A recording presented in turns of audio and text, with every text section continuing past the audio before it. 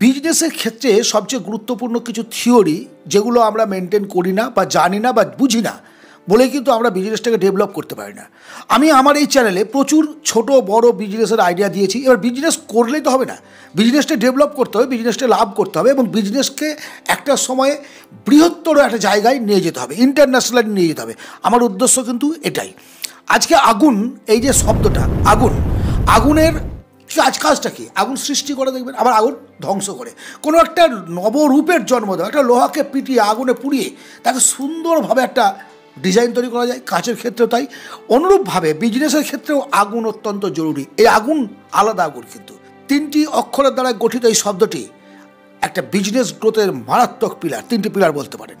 Offer, আকর্ষণ। Yes, আপনি যে বিজনেস করছেন আপনাকে তো কাস্টমার আকর্ষণ করতে হবে। বিজনেসের তো মূল, যত কাস্টমার বাড়বে তত প্রফিট বাড়বে, তত সেল বাড়বে, সেল বাড়লেই প্রফিট বাড়বে। এবার কাস্টমার যদি আপনি বাড়াতে না পারেন তাহলে কিভাবে আপনি বিজনেস চালাবেন? আর কাস্টমার বাড়বে কিভাবে?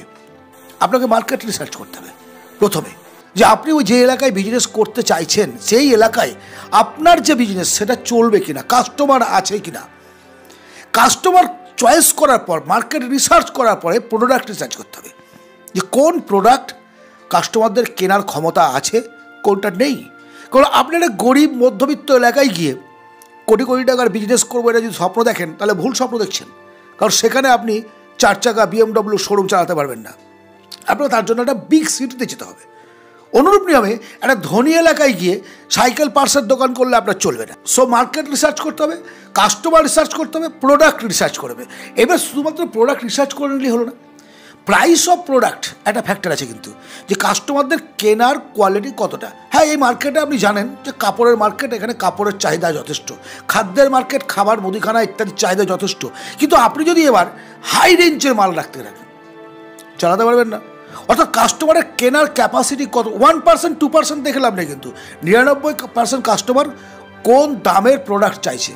এবার দাম তো ঠিক করলেন, আপনি একেবারে লোয়ার প্রোডাক্ট নিয়ে আপনি একটা লাভ করে 2-3 ডবল লাভ করে প্রোডাক্টটা আপনি কাস্টমারকে দিচ্ছেন, কাস্টমার আকর্ষণ করতে পারবেন? প্রোডাক্টের জেনুইনিটি থাকতে হবে। কাস্টমার যেন ভাবে যত টাকা দিলাম তার উপযুক্ত মাল, তার উপযুক্ত প্রোডাক্ট আমি পেয়েছি। এটা কিন্তু করতে হবে। বেশি লাভের আশায় আমি কোনোদিনই বলবো না যে আপনি হাই প্রফিট করুন, প্রথম দিকে কম প্রফিট করুন, শেষে হাই প্রফিট করুন। না, সেলের দিকে আপনি লক্ষ্য দিন। সেলিংটাকে সবসময় বিজনেসের মূল যে সূত্র সেটা হচ্ছে আপনাকে সেল ঠিক রাখতে হবে। সেল ঠিক রাখলে কাস্টমার বাড়বে, লোক আপনার পরিচিতির একটা অ্যাঙ্গেল বাড়বে।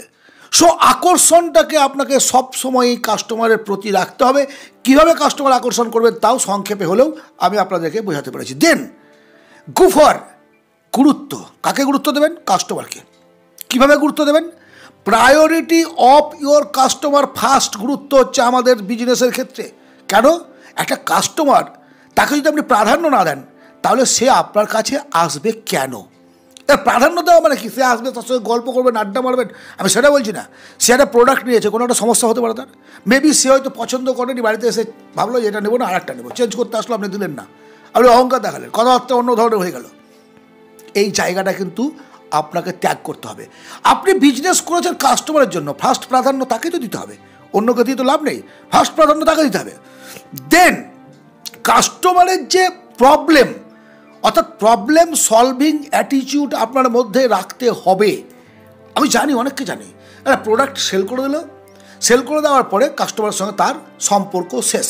মানে এবার যদি কাস্টমার কোনো প্রবলেমে পড়ে ওই প্রোডাক্টটা নিয়ে, সে যখন সেই দোকানে আবার গেল, যে স্যার আপনার কাছে আমি কিনেছি, এই মালটা আমাকে চেঞ্জ করে দেন বা এটাকে ব্যবস্থা করে দেন ঠিক করার, সঙ্গে সঙ্গে বলে দেখুন আপনি একটা কাগজ, ওয়ারেন্টি কার্ড আছে, ওখানে একটা টোল ফ্রি নাম্বার আছে, সেটা ফোন করুন।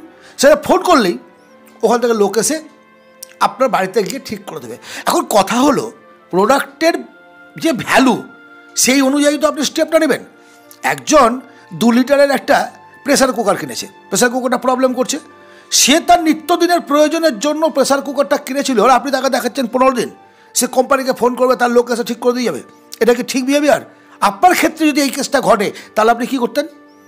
আপনি চটলেন, কোম্পানির ওপর চটলেন, দোকানদারের উপর চটলেন, সবার উপর চটলেন।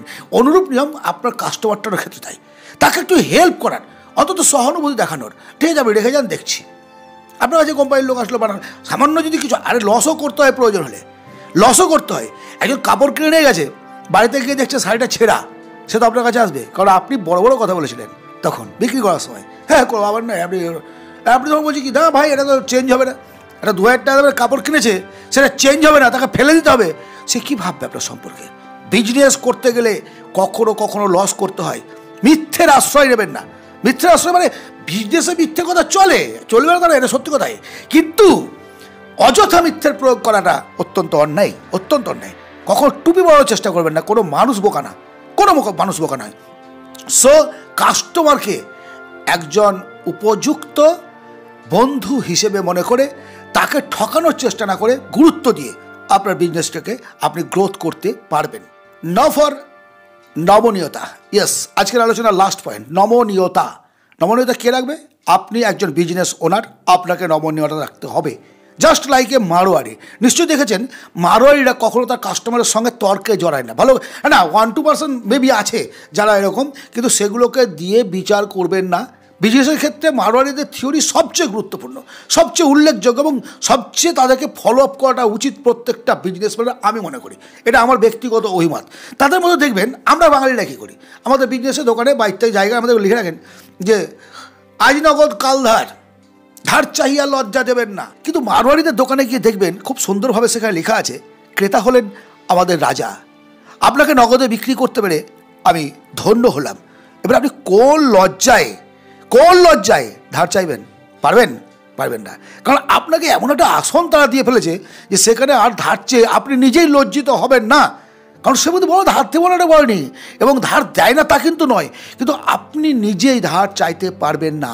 ফলে কী হচ্ছে, আমার ধার দেওয়ার পরিমাণটা কমে গেল, ধার দেওয়ার পরিমাণ কমলো। তো ধার ছাড়া বিজনেস নয়, আমি জানি ক্রেডিট চলবে, বিজনেসের ক্ষেত্রে ক্রেডিট থাকবেই, যত বড় বিজনেসম্যান হোক, সে কোটি কোটি টাকার বিজনেসম্যান হলো, কিন্তু পরিমাণ তো কমবে, পরিমাণ অবশ্যই কমবে। তার এই বিষয়টিকে আপনাকে খেয়াল করতে হবে। আর একটা বিষয় আপনি লক্ষ্য করুন, মারোয়ারির দোকানে গিয়ে কোনোদিন বন্ধু এই শব্দটা শুনতে পাবেন না। বন্ধু, তারা কি বলে? বাবু, স্যার, দাদা, কাকা, জ্যাঠা, মাসি, পিসি, দিদি, বৌদি বলে না। কিন্তু এই যে ব্যবহারটা, যার যেমন বয়স তাকে তেমনিভাবে সম্বোধন করে ক্রেতাদের প্রতি এতটাই গুরুত্ব দেয় এবং ক্রেতাদের কাছে এতই নমনীয় হয় নিজেরা যে কখনো মচকায় না, ভাঙে না। নমনীয়তা মানে তাই, নমনীয়তা তাই একদম তাকে বসিয়ে তাকে প্রোডাক্ট সেল করাই হচ্ছে একজন মারোয়ারির গুরুত্ব কাজ। আপনি যদি একজন বড় বিজনেসম্যান হতে চান, আপনাকে সেটা করতে হবে। আজকের আলোচনার এই 3টে পয়েন্ট, অর্থাৎ আগুন থিওরি অফ বিজনেস, আপনার কেমন লাগলো অবশ্যই কমেন্টে জানাবেন। অবশ্যই এই আগুন শব্দটি বিজনেস থিওরির ক্ষেত্রে একেবারে নতুন বলে আমি মনে করি, কারণ আপনি কোথাও শুনেছেন কিনা আমি জানি না, আমি কোথাও শুনিনি, মেবি কেউ হয়তো বলে থাকতে পারে।